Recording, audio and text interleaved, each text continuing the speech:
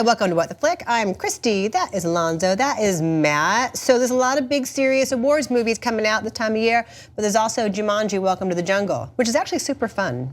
Matt, please tell us about it. So yeah, this is, I guess, a sequel to the original Jumanji. 4 teenagers in high school get detention for various reasons. One's the jock, one's the nerd, one is kind of the hot girl, one is the brainy girl.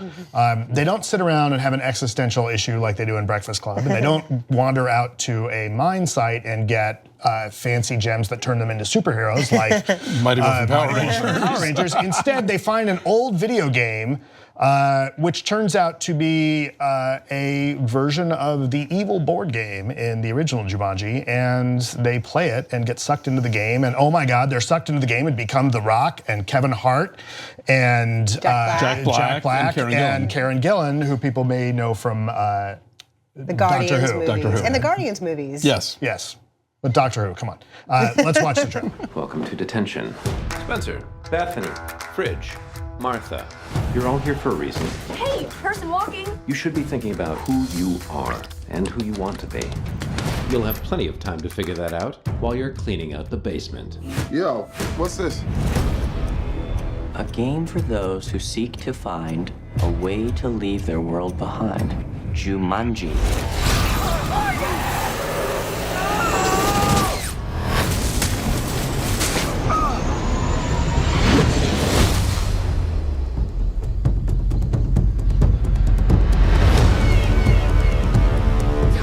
This is a video game, which means we all have special skills.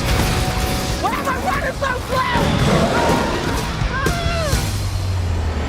slow? That was so intense. I can't even with this place. This is shockingly fun. I did not think I needed a Jumanji movie in my life, but I had a really good time. I had a blast. I wish I'd thought it earlier when you were saying that, oh, family film, go see Greatest Showman. No, go see Jumanji, Welcome to the Jungle. It's a better family, yeah, that's true. This movie's great. Yeah. This It's a lot of fun. I like this, this is another movie that, we always talk about how there are no good video game adaptations, and this is a movie that maybe you have to do like we see with Wreck-It Ralph. You have to use video games, or Scott Pilgrim. You have to use video games as a kind of landscape to tell a story where you're not obligated to tell some story from a game itself. Yeah, that already exists. That already exists, Yeah. and it gives you more freedom, and it works. This movie is really fun because it has just enough of gaming culture in there to kind of keep the story moving along and have things be at stake, like the tattoos on their arms that have how many lives they have, and things like leveling up and the different, like only one of them can read the map and that kind of stuff. It kind of keeps them together.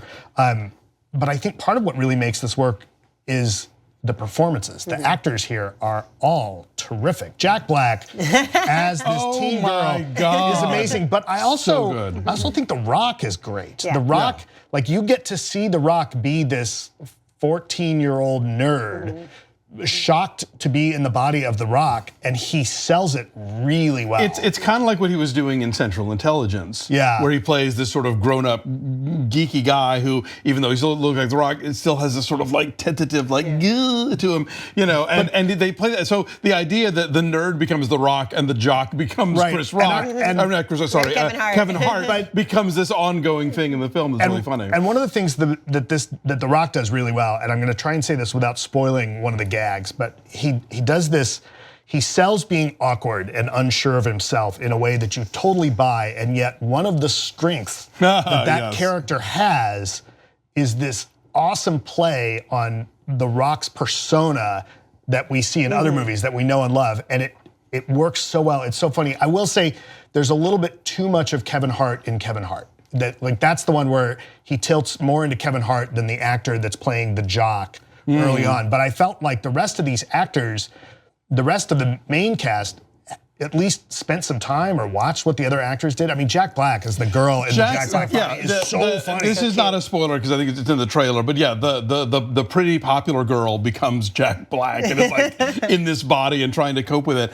And I think, 10, 15 years ago, that could have been a super easy conduit for like weird kind of gay panic shtick or sort of gender, stuff that was really tacky.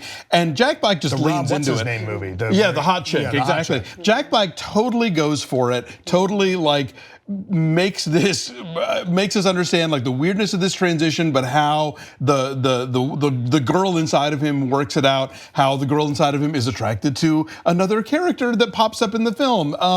And I look forward to reading what trans film critics have to say about this, because I think there's something there that's interesting and funny. But I'll let them tackle this. But it's an inspired comic performance and fearless and a lot of fun. But the whole movie, I just think, has a fun energy to it. I don't play video games, but they did enough of a good job in explaining, like, there are characters that do nothing but spout like the dialogue that part's clever. The exposition dialogue they have to tell you. That's all all they do. NPC characters, the non-player characters. So but they gave me enough exposition to understand what that means and who they are and that kind of stuff. We're talking about the performances, but what's cool is that they are big and they are broad and they are physical, because it's a big, like, visual effects laden action comedy. But yeah, there's detail in each of them. There's like subtle detail that makes their interactions believable, and you forget, and yet you don't forget who you're watching on the screen. You do kind of believe that you're watching the bitchy high school mean girl inside Jack Black, and then when there's a transformation of sorts within her, it actually makes sense. It is earned to use that Atchity-ism.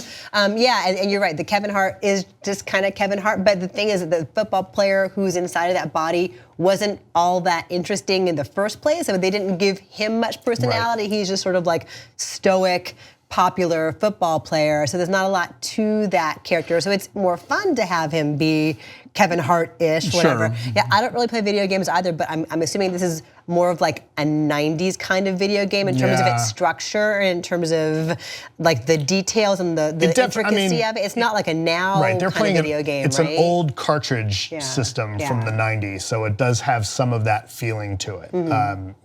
But yeah, because if they were to do it now, it'd be a first-person shooter where they're all they'd all be dead. Yeah, no, you come to care about them. You come to care about when they are willing to make sacrifices for each other for the greater good. It doesn't feel corny or contrived. There was a line at the end where I was kind of like. Me too. I know what you're talking about, and me too. Yeah. So I mean, this is let's not kid ourselves. This is a like 4-screenwriter studio sequel. All the things that are normally terrible. But every so often, one of these you get the 100th monkey at the 100th typewriter writes Hamlet, and that's kind of what this is. Holy shit! They actually made a real movie out of this, and it kind of works. Do you think part of it too is that we didn't have great expectations going into it, so the fact that it's good makes it feel great? I had somewhat, because Dave saw it before I did, and he was like, "This was actually fun." So I saw this 5 minutes after Greatest Showman, so this is practically Citizen Kane compared to that. Thank you. I mean, that scene at the end. There's a scene at the end that I was like, oh, it's a little dusty. Shockingly. That lands. Jake Kasdan directed this. We should mention that. Yes. He directed also Walk Hard. He did, yeah. Which is his 10th anniversary of Walk Hard. And Zero Effect in a lot of episodes of Freaks and Geeks. Yes, and so we are in good hands. Somebody who knows how to make a movie move well. Yeah, I think people are going to be really happy with this movie. It's really fun, and it's one of those things that it really nails what all of the actors can do from a comic standpoint, right? Like, one of the great things about The Rock is that he's willing to not take himself seriously and play on his persona, and this movie lets him do that really well. Jack Black gets to just be completely over the top, and it fits within the story. It's this great vehicle for him to do that. We don't see quite enough of Karen Gillan get to do comedy about the hot girl kind of action. And I thought that works. But that's also some fun stuff too. The idea is that like the brainy girl winds up in Lara Croft, and she's like, why am I in the jungle with short shorts and a leather halter top? There's a commentary on it, yeah. Killer of men. Exactly. And so when she's being trained by Jack Black on how to be like flirty and is doing it wrong, there's a lot of fun physical comedy that she does. But then she also gets to kick ass and be, all 5'11" of her, or whatever she is. The shit out of these. I would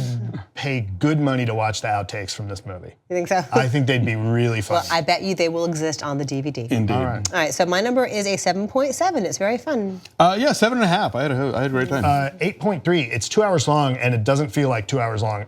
Is it all of 2? It is a full 2. It feels shorter than The Greatest Showman, which is shorter. All right, it's 1:59. You're correct. God, everything feels shorter than Greatest Showman. Oh my God, maybe you should watch our Greatest Showman review too to see how we feel about that. We have feelings. Okay, so our number is a 7.8. It's a 77% on the tomato meter. Yes, a very good holiday pick for your family. Bye.